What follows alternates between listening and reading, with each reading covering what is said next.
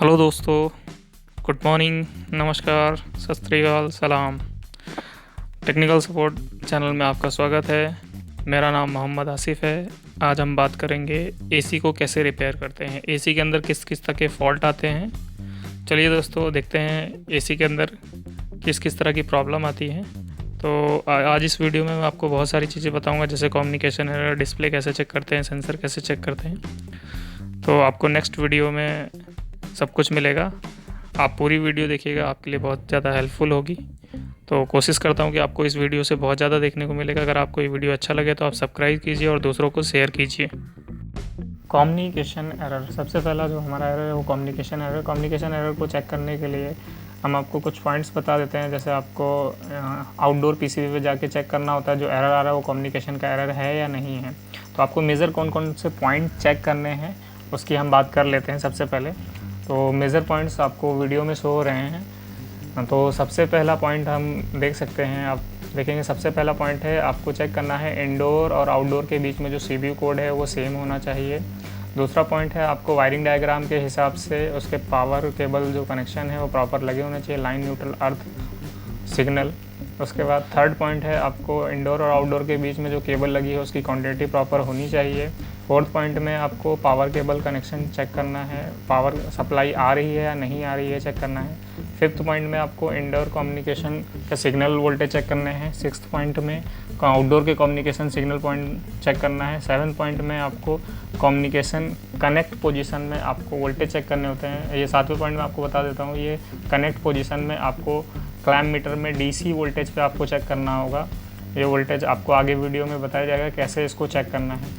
इसको चेक करने के लिए हम आगे एक एक करके पॉइंट पे आते हैं। तो सबसे पहले आप देखें, फर्स्ट पॉइंट है the CPU code on the indoor और आउटडोर यूनिट पे सेम होना चाहिए। जैसा कि आप देख सकते हैं वीडियो में ये स्पेसिफिकेशन स्टिकर दिए हुए हैं। इस स्पेसिफिकेशन स्टिकर में सबसे पहला पॉइंट होता है सीपीयू। ये 450 से स्टार्ट होता है, ये 60 डिजिट का होगा, दोनों पे सेम होना चाहिए। इसको चेक करने के बाद आप नेक्स्ट पॉइंट पे जाएंगे। इसको हमेशा इंडोर यूनिट। नेक्स्ट पॉइंट में आपको देखना है वायरिंग डायग्राम, आपको वीडियो में शो रहा है। उस वायरिंग डायग्राम के हिसाब से आपका इंडोर और आउटडोर के केबल प्रॉपर कनेक्ट है या नहीं कनेक्टेड है, मिसमैच नहीं होना चाहिए। 4 कोर वायर, इन्वर्टर एसी के अंदर 4 कोर वायर का केबल हमेशा यूज़ करना चाहिए, 3 कोर का इस्तेमाल नहीं करना चाहिए। आप तो देखिए जो सिग्नल वायर है वो प्रॉपर पोजिशन पर लगा होना चाहिए, लाइन अपनी पोजीशन पे होना चाहिए, न्यूट्रल अपनी पोजीशन में होना चाहिए, अलग नहीं होना चाहिए, सेम पोजीशन पे होना चाहिए। जो इंडोर में है वही आउटडोर पोजीशन में होना चाहिए। थर्ड पॉइंट में आपको देखना है जो आप केबल का इस्तेमाल कर रहे हैं वो केबल प्रॉपर है या नहीं है। उस केबल को चेक करने के लिए आप जैसे वीडियो में देख पा रहे हैं तीनों वायर को आप ट्विस्ट कर देंगे। उसके बाद फिर आप आउटडोर पे जाके तीनों वायर में आपस में क्वान्टिटी चेक करेंगे। तो तीनों वायर में आपस में क्वान्टिटी आनी चाहिए। यदि क्वांटिटी नहीं आ रही है तो आपका वायर केबल ख़राब है, आपको उसको चेंज करने की ज़रूरत है। फोर्थ आप चेक करेंगे आउटडोर पीसीबी पे पावर आ रहा है नहीं आ रहा है। तो पावर चेक करने के लिए आपके पास दो रास्ते हैं। सबसे पहले आप देख लीजिए आउटडोर पीसीबी के अंदर वोल्टेज आ रहे हैं नहीं आ रहे हैं। तो लाइन और न्यूट्रल पे आप चेक करेंगे, आपको पूरे वोल्टेज मिलने चाहिए। आप वायरिंग डायग्राम के हिसाब से देख सकते हैं आप किस किस वायर पे चेक करना चाहते हैं। दूसरा तरीका आपको बता दूं, आप आउटडोर पीसीबी के अंदर देखेंगे कि जो पावर इंडिकेटर होता है, लाइट का एक इंडिकेटर होता है, वो आ रहा है नहीं आ रहा है। और फिर थर्ड में आप देखेंगे कि जो आपका रिएक्टर है उसके कनेक्टर ओके हैं या नहीं ओके, कनेक्टर कहीं कोई लूज़ तो कनेक्टर नहीं है। आपको ये सारी चीज़ें चेक कर लेनी है। अगर कनेक्टर सब कुछ ओके हैं तो आप फिर क्लैम्प मीटर से आप रिएक्टर की रजिस्टेंस चेक करेंगे। तो जनरली आप इसको बजर मोड पे भी चेक कर सकते हैं, बजर बजना चाहिए, नहीं तो रेजिस्टेंस मोड पे आपको 0 ओम आना चाहिए। अगर ये ओपन होगा तो आपके मल्टीमीटर में आई या 1 आएगा, इन्फिनाइट आएगा या 1 आएगा, तो उस केस में आपको रिएक्टर चेंज करने की ज़रूरत है। मोस्टली केसेस में रिएक्टर ख़राब नहीं होता है। आप बजर पे चेक करेंगे तो ये बजर पे बजना चाहिए, अगर बज रहा है तो ये ओके है। ग्राउंड चेक कर लीजिए कहीं ग्राउंड तो नहीं है, ग्राउंडिंग भी आप देख सकते हैं, ग्राउंड नहीं होना चाहिए। अगर ग्राउंड होगा तो उसमें सब करेगा। थर्ड आपको आगे देखना है आउटडोर के अंदर BLDC मोटर का इस्तेमाल तो नहीं किया गया। अगर BLDC मोटर का इस्तेमाल किया गया है तब भी कम्युनिकेशन एरर आ सकता है। तो आपको क्या करना है, BLDC मोटर का कनेक्टर आप आउटडोर PCB से उसका कनेक्टर बाहर कर देंगे, उसके बाद आप AC को ऑन करेंगे। यदि BLDC मोटर कनेक्टर हटाने से कम्युनिकेशन एरर चला जाता है तो आपको BLDC मोटर चेंज करने की ज़रूरत है। फिर आप रिमोट से AC को ऑन करेंगे। ऑन करने के बाद आप चेक करेंगे सिग्नल वोल्टेजेस। तो आप इंडोर और आउटडोर दोनों पे चेक कर सकते हैं। तो अभी हम इंडोर पे चेक कर रहे हैं, जैसा आप वीडियो में देख पा रहे हैं। तो इंडोर पे आप क्या करेंगे, कम्युनिकेशन सिग्नल का वायर आप निकाल देंगे और आप न्यूट्रल और पॉइंट पे सिग्नल पे चेक करेंगे। जैसा आप देख रहे हैं यहाँ पर आप DC वोल्टेज में चेक करेंगे तो मॉडल के हिसाब से ये अलग अलग मॉडल में अलग अलग वोल्टेजेस आएंगी। किसी में फिक्स आएगा, जैसे अभी आप वीडियो में देख सकते हैं यहाँ पर 24 वोल्टेज आ रहा है, लेकिन मॉडल के हिसाब से चेंज हो सकता है। तो यहाँ कुछ वोल्टेज आनी चाहिए। अगर ये वोल्टेज आ रही है तो इंडोर PCB आपकी ओके है। इस केस में आपको आउटडोर PCB चेंज करने की ज़रूरत है। अगर नहीं वोल्टेज आ रही है तो इंडोर PCB ख़राब है, तो आपको इंडोर PCB चेंज करनी है। अगर वोल्टेज नहीं आती है, वोल्टेज आ रही है तो ओके है। नेक्स्ट, अगर आप इसको कनेक्टेड पोजीशन पे देखेंगे तो जब आपका इंडोर आउटडोर कनेक्ट पोजीशन, उस समय ये वोल्टेज फ्लैक्चुएट होनी चाहिए, ये प्लस से माइनस की तरफ जानी चाहिए। डिस्प्ले PCB प्रॉब्लम, तो चलिए चेक करते हैं डिस्प्ले की प्रॉब्लम किस किस वजह से आती है। तो सबसे पहले नंबर पे आप देख रहे हैं display dead, no display. Second number पे रिमोट सेंस नहीं कर रहा है। थर्ड नंबर पे डिस्प्ले कट हो रहा है या उसमें ब्राइटनेस कम आ रही है, लेस ब्राइटनेस, या फ्लिकिंग कर रहा है। फोर्थ नंबर पे कम्युनिकेशन एरर है बिटवीन इंडोर PCB और डिस्प्ले PCB के बीच में। सबसे पहले चेक करते हैं हम डिस्प्ले PCB डेड केस में, और नो डिस्प्ले आ रहा है उस केस में। तो सबसे पहले हम चेक करेंगे रिमोट से AC कमांड ले रहा है या नहीं ले रहा है। तो रिमोट को आप ऑन करेंगे। यदि रिमोट से कमांड नहीं ले रहा है तो आपको चेक करना है रिमोट में LED लाइट वाला जो फंक्शन है वो प्रेस तो नहीं है, सिलेक्ट तो नहीं है। अगर वो सिलेक्ट होगा तो डिस्प्ले ऑन नहीं होगा उस केस में, वो चेक करेंगे। अगर वो सिलेक्ट है तो उसको लाइट बटन को प्रेस करेंगे तो उस फंक्शन से बाहर आ जाएगा, ऑफ हो जाएगा। अगर वो नहीं सिलेक्ट है तो देन उसके बाद हम आगे चेक करेंगे। आगे हम चेक करेंगे कि आपका जो डिस्प्ले PCB और मेन PCB के बीच में जो कनेक्टर लगा हुआ है वो लूज़ तो नहीं है, कहीं से क्रैक तो नहीं है, ये चेक करेंगे। लूज़ होगा तो हम उसको फिक्स करेंगे। कभी कभी मॉइस्चर आने की वजह से भी ऐसा होता है, तो कनेक्टर पे आपको मॉइस्चर चेक करना है और उसको निकाल के फिर से फिक्स करना है। अगर कनेक्टर आपका ओके है तो उस केस में फिर आप वोल्टेज चेक करेंगे इंडोर PCB से और डिस्प्ले PC के बीच में। आप DC वोल्टेज पे चेक करेंगे। DC वोल्टेज पे ग्राउंड और 5 वोल्ट DC वहाँ पर लिखा होता है, वहाँ पर आप चेक करेंगे 5 वोल्ट DC या 4.5 वोल्ट के बीच में आना चाहिए। यदि ये वोल्टेज 4.5 वोल्ट से नीचे आ रहा है तो आपको इंडोर PCB बदलने की ज़रूरत है। नेक्स्ट, रिमोट अगर काम नहीं कर रहा है तो रिमोट सबसे पहले हम चेक करेंगे रिमोट से सेंस कर रहा है नहीं कर रहा है। तो मॉडल वाइज रिमोट अलग अलग होता है, तो आप ओनर मैनुअल से चेक कर लेंगे रिमोट उस मॉडल के हिसाब से मैच कर रहा है नहीं कर रहा है। तो AC में, हर AC में अलग अलग, जैसे आप देख रहे हैं पिक्चर में दिखाया गया ये U क्राउन मॉडल का रिमोट है। इस रिमोट की खासियत है कि ये जब आप AC ऑन करेंगे तो ये रिमोट वर्क नहीं करता, इसको मैच कराना। तो इसको मैच कराने के लिए इसमें आप देख रहे हैं जो अंडर मार्क दिया हुआ है, हेल्थ बटन का दबा के उससे आप इसको मैच कराएंगे AC के सामने 3 सेकंड तक। नेक्स्ट, आप देख रहे हैं रिमोट से आप कैमरे को कैमरे से चेक कर सकते हैं रिमोट से LED प्रेस हो रहा है नहीं हो रहा है। उसके बाद नेक्स्ट आपको देखना है AC के पास में कोई ट्यूब लाइट या फिर कोई IR सोर्स तो नहीं है या कोई IR कैमरा तो नहीं है। अगर ऐसा चीज़ होगा तब भी आपका रिमोट काम नहीं करेगा। और ये भी चेक कर लेना है रिमोट में लॉक तो नहीं है। तो अगर वो लॉक है तो रिमोट में लॉक का साइन शो करेगा, उसको आप प्लस माइनस बटन से अनलॉक कर सकते हैं। अगर सब कुछ ठीक है तो उसके बाद आप एक बार चेक कर लीजिए PCB में कोई कनेक्टर जो PCB से वायर गया हुआ है वो कहीं से दबा हुआ है या फिर कहीं से ब्रेकन तो नहीं है।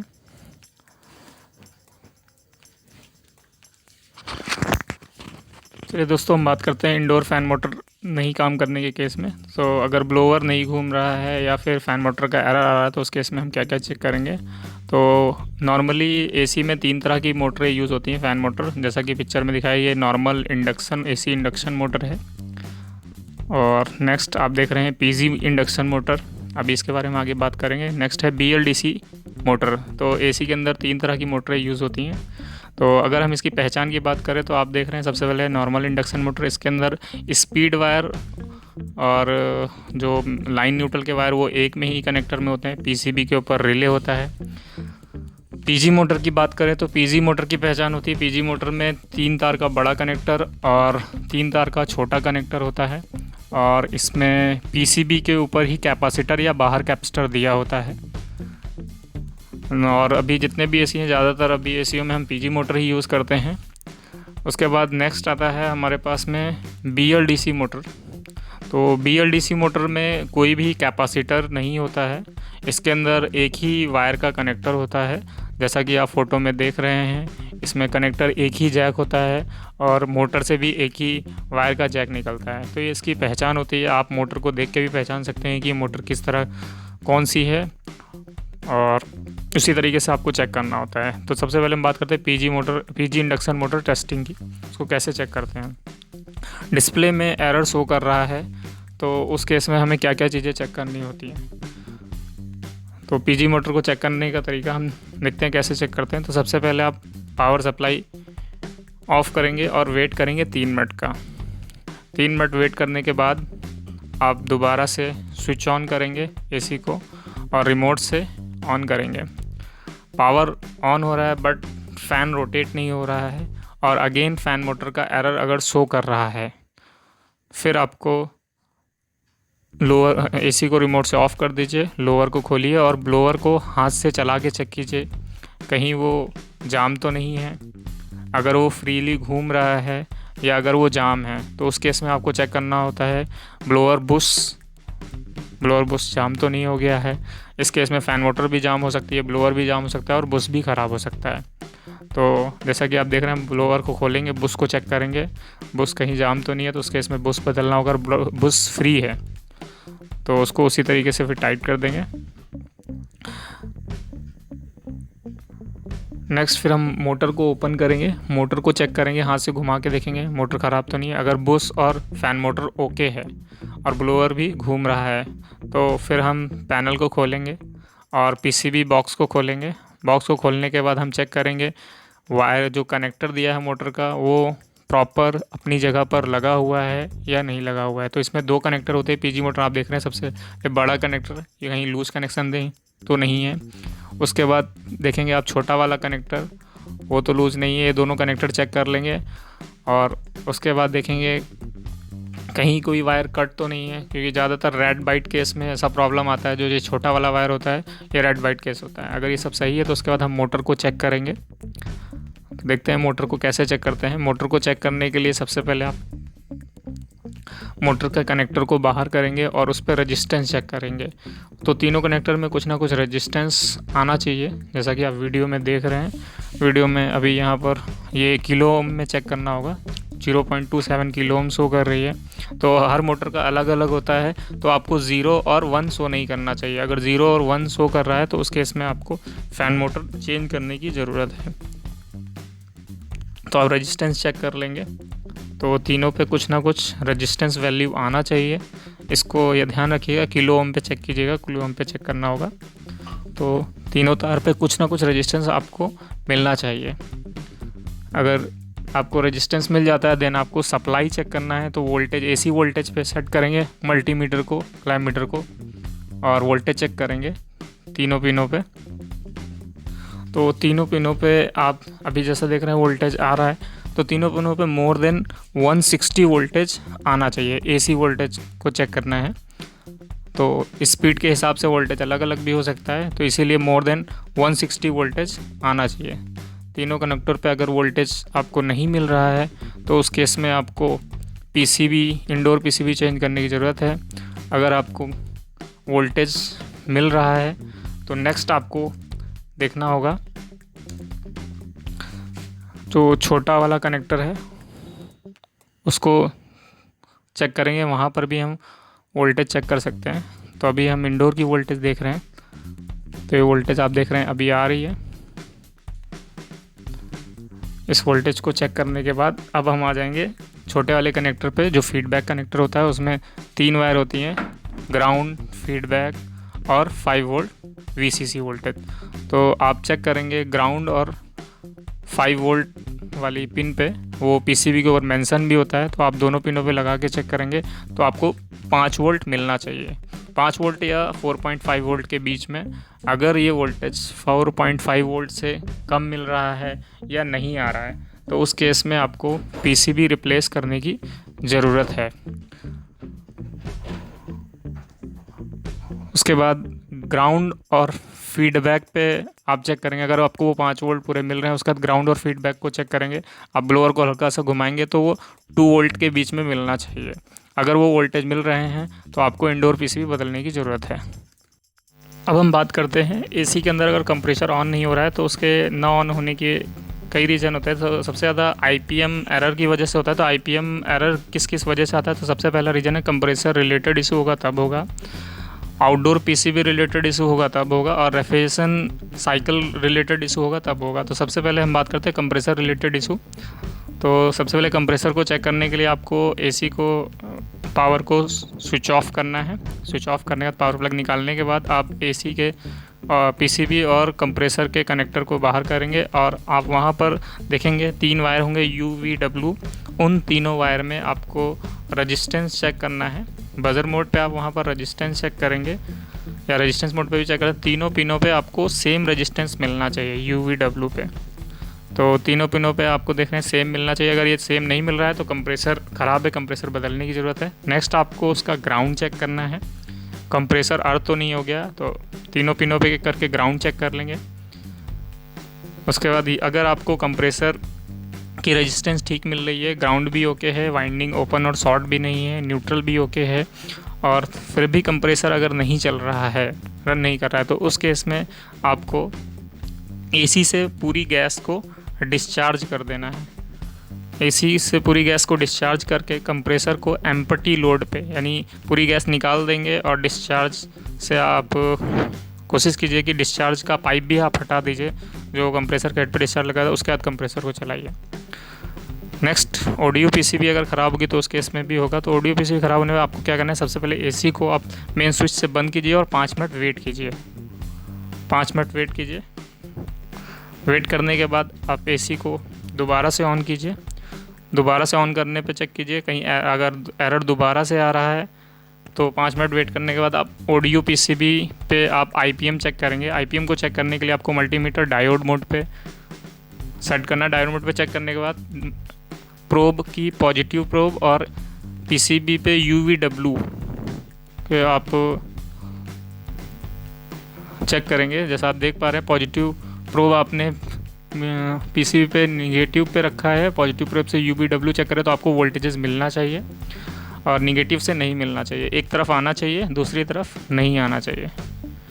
तो अभी देखिए निगेटिव से नहीं आ रहा है और पॉजिटिव से आ रहा है। अगर दोनों तरफ से आ रहा है तो PCB ख़राब है, और एक तरफ से नहीं आ रहा है, एक तरफ से आ रहा है तो सही है। तो IPM ख़राब होने के बेसिक रीज़न क्या होते हैं? अगर फ़ैन मोटर आपका काम नहीं कर रहा, आउटडोर फ़ैन मोटर, तब भी हो सकता है फ़ैन मोटर का कैपेसिटर वीक हो सकता है, उस वजह से भी IPM एरर आता है। और IPM की अगर हीट सिंक, जैसा आप सामने देख रहे हैं, हीट सिंक डस्टी हो गई है, उसके ऊपर अगर कोई डस्ट आ गई है तो उसको साफ़ कीजिए। उसकी वजह से भी कंप्रेसर रन नहीं करता है। अगर उस पर मिट्टी है तो उसको क्लीन कर दीजिए। प्रॉपर क्लीन करने के बाद AC को फिर चलाइए।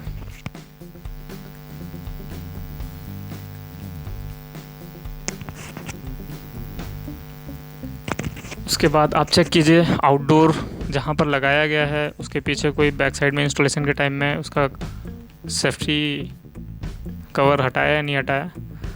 अगर रेफ्रिजरेशन रिलेटेड इशू है तो उस केस में भी आ सकता है। अब जब आप AC को ऑन करेंगे तो उस समय उसका बैक प्रेशर आप देख लीजिए। नॉर्मल कंडीशन में बैक प्रेशर 90 से 120 PSI होना चाहिए। कहीं उसका वॉल बंद तो नहीं है, वॉल चेक कर लीजिए, सर्विस वॉल क्लोज़ तो नहीं है। अगर सर्विस वॉल क्लोज़ होगा तो मशीन आपकी वैक्यूम में जाएगी, अगर पाइप पंच होगा तब भी वैक्यूम में जाएगी। तो इन सब वजह से भी IPM एरर आता है। अगर कहीं से पाइप ब्लॉकेज होगी और अगर इंडोर कोयल ब्लॉक होगा या कंडेंसर कोयल ब्लॉक होगा तो उस केस में आएगा। अगर मशीन नॉर्मल कंडीशन में चल रही होगी तो आपको बैक प्रेशर 90 से 120 मिलेगा।